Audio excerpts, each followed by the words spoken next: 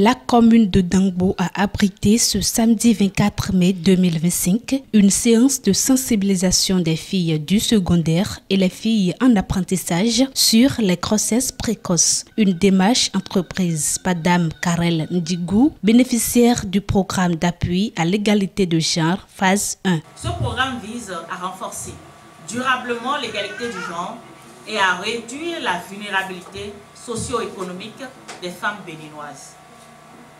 Depuis son lancement en 2022, ce programme a permis, rien que dans la zone 3, de former 163 jeunes femmes en leadership politique.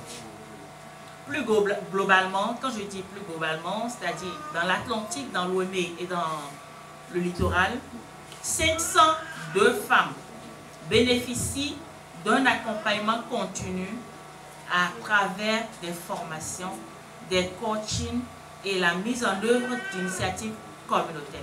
C'est pour aller dans le même sens que notre gouvernement béninois aujourd'hui, qui œuvre pour la forte représentation des femmes au niveau des grandes instances. Maintenant, pour que cela arrive, il faut que ces femmes soient instruites. Ou même si elles sont dans des ateliers de formation, qu'elles puissent y aller jusqu'à la fin afin d'être autonomes. Parce que sans autonomie financière, je pense qu'elles ne peuvent pas le faire. C'est pour cela que j'ai choisi ce thème-là, afin de sensibiliser les filles à aller à l'école et à y rester. Parce que qu'est-ce qui les amène souvent à laisser les études? C'est les grossesses précoces. Donc si elles sont sensibilisées par rapport à ça, je crois que ça ira. La grossesse précoce porte atteinte à la bonne vie de la fille et également des parents. Parce que quand une fille attrape une grossesse de façon précoce, vous savez vous-même tout ce que cela engendre. Et c'est pour cela qu'on a entretenu les filles d'aujourd'hui sur le mécanisme, sinon les mécanismes à ne pas aller vers la grossesse précoce. Et pour ne pas aller à la grossesse précoce, nous nous sommes appesantis sur l'abstinence. Mais pour celles qui ont déjà connu le sexe, on leur a quand même donné quelques astuces pour ne pas tomber dans ce piège. De nos jours, les jeunes filles en ont besoin. On a constaté que les jeunes filles à bas âge, particulièrement celles du secondaire et les apprentis, sont vraiment exposées à des grossesses indésirées.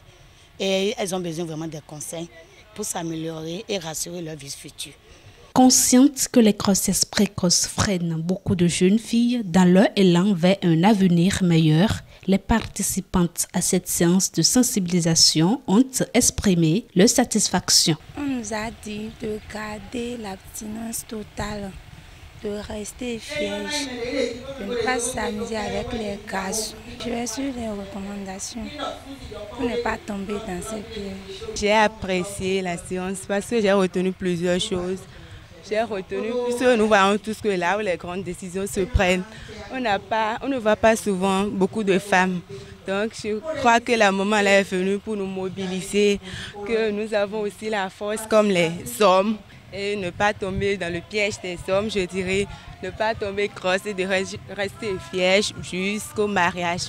Que cela a beaucoup de considérations étirées. La bénéficiaire du programme d'appui à l'égalité de genre phase 1, PAEG 1, initiatrice de cette campagne de sensibilisation de la commune de Dangbo, n'a pas manqué de remercier les partenaires porteurs de ce projet ambitieux. Dès le jeune âge, j'avais déjà toujours eu cette ambition d'entrer dans la vie politique.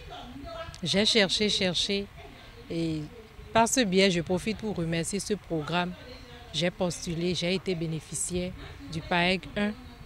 Et grâce à eux, aujourd'hui, je suis ici. Je passe par cette même occasion pour remercier la coopération suisse parce que c'est elle qui finance à 80% ce projet. Je remercie aussi Rifonga, Wanep et FENEP qui ont les 20% restants. Grâce à eux, aujourd'hui, j'ai pu me rendre visible dans la commune de Dangbo. Et aujourd'hui, je peux me dire que pour les échéances à venir, j'aurai la chance d'être sur une liste. De par cette initiative, ces jeunes filles s'engagent pour leurs responsabilités dans les communautés, mais aussi et surtout maintenir le leadership féminin fort comme un modèle d'inspiration.